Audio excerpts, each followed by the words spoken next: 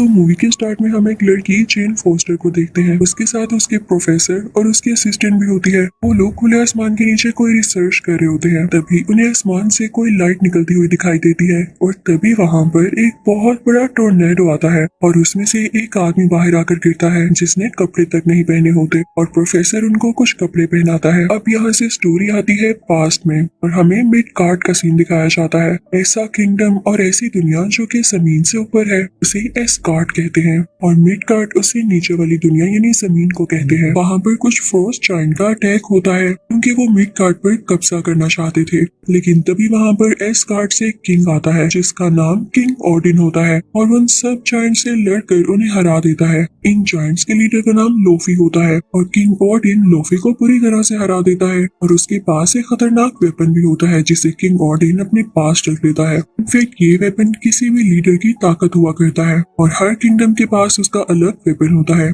इस वेपन की खासियत ये थी कि ये किसी भी चीज को फ्रीज कर सकता था। अब किंग ओडिन उस वेपन को अपने साथ ऊपर एस्गार्ड में ले आते हैं। इसी ओडिन अब कैसल में पहुंचते हैं तो हम उनके दो बेटों को देखते हैं। एक का नाम थोर होता है और एक का नाम लोकी। किंग ओडिन अपने बच्चों से कहते हैं कि आओ मैं तुम्हें एक चैम्बर में लेकर जाता हूँ जहाँ पर मैंने वेपन्स की कलेक्शन कर रखी है। जब वो लोग वहाँ पर जाते हैं तो हम देखते हैं वहाँ पर म्योनिर भी होता है, यानी मूवी के आगे जाके जो थोर का हैमर बनेगा। साथ ही साथ वहाँ पर कॉस्मिक क्यूब भी होता है। अब कई साल गुजर जाते हैं, थोर और लोकी बड़े हो चुके होते हैं और आज वो दिन होता है जब किंग ओडिन ने थोर को किंग बनाना होता है। वहाँ पर सब लोग आए होते हैं, लेकिन इससे पहले कि किंग ओडिन ये अनाउंस करते कि थोर अब यहाँ का किंग होगा, इससे पहले ही बहुत बड़ी प्रॉब्लम हो जाती है। वहाँ पर फ्रोस्ट जायंट्स अटैक कर देते हैं क्योंकि वो अपने वेपन को वापस लेने आए होते हैं। किंग अपने खास सिक्योरिटी गार्ड को ऑर्डर देता है इनको खत्म कर दो। उसका नाम डिस्ट्रॉयर होता है और डिस्ट्रॉयर जल्द ही उनको खत्म कर देता है। अब किंग, थोर और लोकी उस चैम्बर की तरफ जाते हैं ये देखने के लिए कि कहीं उनका वेपन चोरी तो नहीं हो गया, लेकिन वो वेपन लकीली वहीं पर होता है। अब थोर अपने फादर से कहता है कि हमें उनसे बदला लेना होगा, तो उसके फादर उसे मना करते हैं कि वेपन को तो कुछ भी नहीं हुआ तो तुम्हारा वहाँ पे जाना फजूल है। तो थोर कहता है मैं वहाँ पर जाऊंगा ताकि वो लोग यहाँ पर वापस दोबारा ना आ सके। फिर थोर अपने साथियों के पास जाता है और उनसे कहता है कि मेरे साथ आओ, हम लोफी के किंगडम पर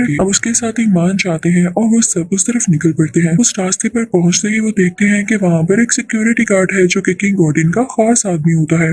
बाइफ्रोस्ट ब्रिज को गार्ड किया करता था। ये वही रास्ता होता है जहाँ से इन लोगों ने लोफी के किंगडम तक पहुँचना था। अब इस सिक्योरिटी गार्ड के पास एक स्वर्ड होती है जिससे ये रास्ता खुलना था और इसी स्वर्ड का यूज होते हुए उनके लिए उस किंगडम में जाना पॉसिबल हो जाता है। जब थोर वहाँ पर जाता है तो देखता है कि अंदर कोई भी नहीं है, तो वो ऊंची सी चिल्लाता है, कहाँ हो तुम सब? क्या मेरे आने से डर चुके हो? बाहर आओ और मेरा सामना करो। तभी उनके सामने लोफी आता है और वो कहता है कोई नहीं डरा, बल्कि अब तुम लोग डरने वाले हो, तुम लोगों ने यहाँ आके गलती की है। तभी थोर का भाई लोकी सामने आता है और लोफी से कहता है कि हमें माफ कर दे, हम यहाँ से चले जाते हैं। तो लोफी कहता है अब नहीं। इसी के साथ फ्रॉस्ट जायंट्स उन पर अटैक करने लगते हैं, लेकिन थोर अपनी थंडर पावर का यूज करते हुए उन सबको मारने लगता है और यहाँ पे काफी बड़ी फाइट छिड़ जाती है। तभी एक फ्रॉस्ट जायंट लोकी का हाथ पकड़ लेता है तो उसका हाथ भी उन जैसा हो जाता है जैसे लोकी उन्हीं में से हो। सब लोग जीतने ही वाले होते हैं कि तभी लोफी के किंगडम से एक बहुत बड़ा जायंट मॉन्स्टर निकलता है जो कि इन पर है, लेकिन थोर उसके मुंह के अंदर जाके उसकी बॉडी को चीरता हुआ बाहर आता है जिससे वो मॉन्स्टर मारा जाता है। लेकिन इस चीज का गुस्सा लोफी के किंगडम वालों को बहुत ज्यादा आता है। वो थोर को और उसकी टीम को मारने के लिए आगे बढ़ते हैं, लेकिन तभी वहाँ पर किंग ओडिन आ जाता है और थोर बहुत करेज से कहता है कि लोफी अब तुम क्या करोगे? मेरे फादर भी यहाँ आ चुके हैं। लेकिन ये क्या, जो थोर को लग रहा था ऐसा नहीं था। किंग ओडिन वहाँ पर लोफी से माफी मांगने आए थे ताकि ज्यादा इशू न बन जाए और वो सेफली अपने बेटों को और टीम को यहाँ से ले जाए। लोफी से कहते हैं कि हमसे गलती हो गई, हमें यहाँ से जाने दो। लेकिन लोफी कहता है गलती की सजा मौत है और अगर एक बार तुम लोग यहाँ पर अटैक की नियत से आ गए तो वापस नहीं जा सकोगे। लेकिन जब किंग ओडिन ये देखता है कि इससे काम नहीं चल रहा तो वो अपना मैजिक यूज करते हैं और अपनी टीम को वापस एस्गार्ड ले आते हैं। लेकिन एस्गार्ड वापस आते ही थोर का बिहेवियर काफी बुरा हो जाता है और वो अपने फादर किंग ओडिन से कहता है आप अगर मदद नहीं कर सकते थे तो वहाँ पर क्यों आए? मैं अच्छा खासा उनको हराने वाला था, आपने उनसे माफी भीख क्यों मांगी, वो इस काबिल नहीं है। तो किंग ऑर्डिन थोर से कहते हैं कि तुम बदतमीजी से बात कर रहे हो। तो थोर कहता है और क्या करूं, आप मुझे लड़ने देते। किंग ऑर्डिन कहते हैं अब मैं तुम्हें बताऊंगा कि तुम क्या करोगे। वो उससे उसका ड्रेस और पावर छीन लेते हैं, इवन उसका हैमर भी। और अब थोर को फेंक दिया जाता है मिड कार्ड यानी जमीन की तरफ, उस कार्ड से बहुत नीचे। और साथ ही साथ उसके हैमर को भी जमीन में फेंक दिया जाता है जो कि किसी और तरफ गिरता है। अब किंग ऑर्डिन कहते हैं कि ये हैमर मैंने जहाँ पर फेंका ये वहीं पर गिरा रहेगा और इसको वही उठा सकेगा जो इसको डिजर्व करता होगा, इसे उठाने के काबिल होगा। और थोर तुम तब तक इसको हासिल नहीं कर सकोगे जब तक इसके लिए डिजर्विंग न बन जाओ। नेक्स्ट सीन में हम देखते हैं कि थोर एक हॉस्पिटल में है। जब उसकी आंख खुलती है तो देखता है कि उसके आसपास डॉक्टर्स, जेन फॉस्टर, प्रोफेसर और वही असिस्टेंट है। तो वो काफी हड़बड़ा जाता है और कहता है मैं कहाँ पर हूँ। उन सबको पीछे करता हुआ और मारता हुआ हॉस्पिटल से बाहर आ जाता है। नेक्स्ट सीन हमें दिखाया जाता है उसी म्योनिर का जो कि थोर का हैमर होता है। वो किसी सिटी में गिरा था और जहाँ पर वो गिरा था वो जगह कुछ तबाही हो गई थी। उसके इर्द गिर्द बाउंड्रीज बना ली थी शील्ड ने। अब उसका एक एजेंट वहाँ पर आता है। वो इस हैमर को लेके काफी इंटरेस्टेड लग रहा था और वो इस पे रिसर्च भी करना चाहता था। अब उसे बताया जाता है कि एक लड़की है जेन फॉस्टर जो कि रिसर्च करती है और क्या पता उसे इस हैमर के बारे में भी पता हो। तो वो एजेंट सीधा जेन फॉस्टर के घर जाता है। जेन फॉस्टर के मना करने के बावजूद भी वो उसकी बुक को वहाँ से ले आता है जिसके अंदर उसने सारी रिसर्च लिख रखी थी। अब उधर थोर को भी पता चल चुका होता है कि उसका हैमर कहाँ पर है क्योंकि ये हैमर की गिरने वाली बात हर तरफ फैल चुकी थी। थोर हॉस्पिटल से बाहर आता ही लोगों से पूछने लगता है कि मुझे घोड़ा कहाँ से मिलेगा। तो लोग हंसने लगते हैं कि घोड़ा इस जमाने में यहाँ कोई घोड़ा नहीं है। तभी आती है वहाँ पर जेन और थोर से कहती है आओ मेरी गाड़ी में बैठ सकते हो तुम, मैं तुम्हें उस जगह तक ले जा सकती हूँ क्योंकि मुझे खुद भी वहाँ जाना है, लेकिन प्लीज अपनी जुबान बंद रखना। ये लोग वहाँ पर पहुँच जाते हैं तो देखते हैं कि थोर के हैमर को काफी सिक्योरिटी के अंदर रखा गया है और उसे कोई हाथ भी नहीं लगा सकता। थोर अंदर जाता है सब सिक्योरिटी गार्ड्स और आदमियों को मारता हुआ क्योंकि इन लोगों ने उसके अपने हथौड़े यानी हैमर पर कब्जा कर रखा था। आखिरकार थोर उस जगह पर पहुंच ही जाता है जहाँ पर हैमर होता है। उसे खुशी से उठाने लगता है लेकिन ये क्या, उससे हैमर उठाया ही नहीं जाता। थोर को बहुत दुख होता है और उसे गुस्सा भी आ रहा होता है। इतनी ही देर में शील्ड के एजेंट्स आ जाते हैं और वो थोर को जेल में बंद कर देते हैं। थोर देखता है कि वहाँ पर लोकी भी है। लोकी उसके पास आता है और उससे कहता है थोर तुमने बिल्कुल अच्छा नहीं किया, तुम्हारी वजह से फादर की डेथ हो चुकी है, किंग ऑर्डिन मर चुके हैं, उन्होंने तुम्हारा गम ले लिया था। तो थोर को काफी दुख होता है और उसे रिग्रेट भी हो रहा होता है कि उसने अपने फादर से बदतमीजी क्यों की और वो इसी सोच में गुम हो जाता है। अब रात को जेन के साथ जो प्रोफेसर होता है वो यहाँ पर आता है और जेल वालों को थोर का नकली आईडी कार्ड दिखाते हैं। कहते हैं कि इससे गलती हो गई, इसे नहीं पता था कि रिस्ट्रिक्टेड एरिया है, अब इसे मेरे साथ भेज दें, दोबारा ऐसा नहीं होगा। अब वहाँ से निकलते ही वो दोनों ड्रिंक करने लगते हैं लेकिन प्रोफेसर साहिब अपने होश खो बैठते हैं तो थोर उन्हें इन फॉस्टर के घर ले आता है और अब वो दोनों बैठ के बातें करने लगते हैं जबकि प्रोफेसर रेस्ट कर रहे होते हैं। अब जेन थोर से पूछती है तो चलो अपने बारे में बताओ, तुम कहाँ से आए हो। तो थोर कहता है कि मैं एक किंग का बेटा हूँ, हम लोग किंगडम पर राज करते हैं। तो जेन कहती है तुम भी कमाल करते हो, कैसी बातें कर रहे हो। तो थोर कहता है लाओ मैं तुम्हें ड्रॉ करके दिखाता हूँ और थोर पूरी एक डायग्राम बनाता है जिसमें वो 9 के 9 किंगडम्स होते हैं। तो जेन को बताता है कि जिस अर्थ पर तुम रह रही हो इसे मिडगार्ड कहते हैं, जहाँ मैं रहता हूँ उसे एस्गार्ड कहते हैं। अब यहाँ से सीन शिफ्ट होता है एस्गार्ड की तरफ और हमें दिखाया जाता है कि लोकी ने झूठ बोला था कि किंग ऑर्डिन की डेथ हो चुकी है। वो तो अभी जिंदा होते हैं लेकिन अभी भी होशी की हालत में होते हैं और लोकी उनके पास ही बैठा होता है।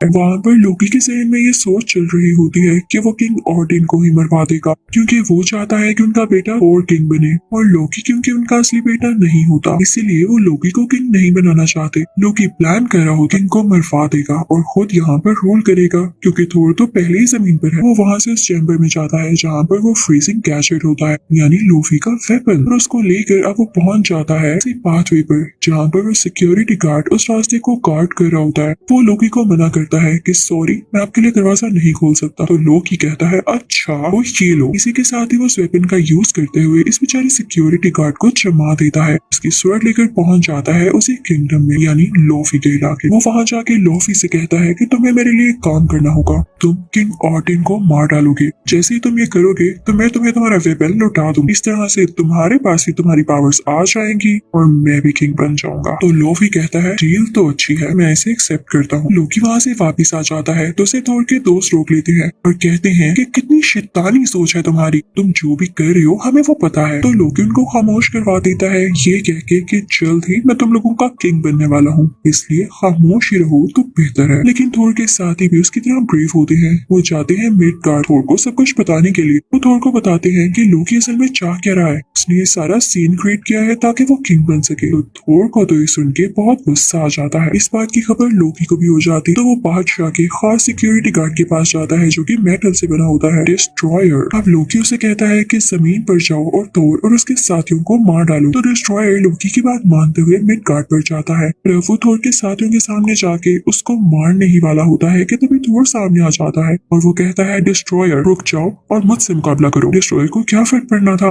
थोर को हिट करता है और थोर दूर जाके गिरता है क्योंकि ना उसके पास उसका ड्रेस था और ना ही उसका हैमर, तो उसके पास पावर्स कहाँ से आएंगी। वो काफी जख्मी हो जाता है। लेकिन यहाँ भी होता है एक मिरेकल। याद है किंग ऑडिन ने क्या कहा था कि जब तक थोर इस काबिल नहीं हो जाता कि वो हैमर को डिजर्व कर सके तब तक हैमर उसके पास नहीं आ सकता। तो सुने थोर ने ऐसा काम कर दिया था कि वो हैमर को डिजर्व करता था। उसने अपने दोस्तों के लिए कुर्बानी दी थी और खुद चोट खाई थी। अब उसके पास उसका ड्रेस और उसका हैमर वापिस आ चुका था और अब बहुत पावरफुल फील कर रहा था। थोर वहाँ पर डिस्ट्रॉयर को अपने हैमर से डिस्ट्रॉय कर देता है। थोर अपनी टीम को लेता हुआ वापिस ऊपर जाता। अब वहाँ का सिक्योरिटी गार्ड जिसे लोकी ने जमा दिया होता है वो अपनी पावर का यूज करते हुए बर्फ को तोड़कर बाहर आ जाता है और वो पाथवे थोर के लिए खोल देता है। लेकिन एस्गार्ड खुलने की वजह से लोफी के किंगडम के लोग भी उधर आने लगते हैं। अब लोफी वहाँ पर आकर किंग ऑडिन पर अटैक होता है जैसा उसे करने के लिए लोकी ने कहा था। लेकिन लोकी यहाँ पर चाल चलता है और वो खुद ही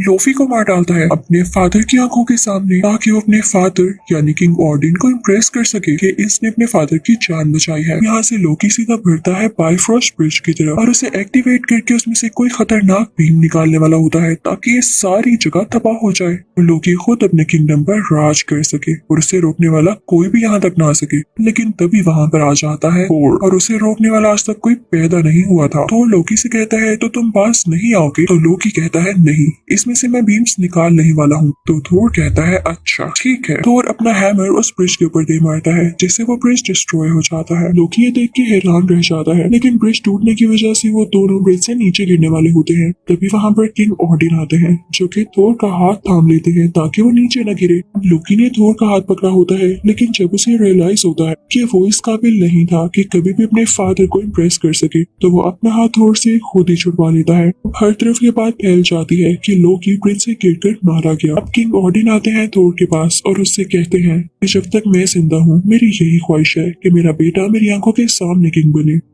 तो थोर अपने फादर से कहता है नहीं, मुझे अभी बड़े बड़े काम करने हैं और आप जैसा बनना है। जब मैं वाकई इस काबिल हो गया तब आप मुझे किंग बना दीजिएगा। अब इस पार्ट के एंड में हम देखते हैं कि लोकी मरा नहीं होता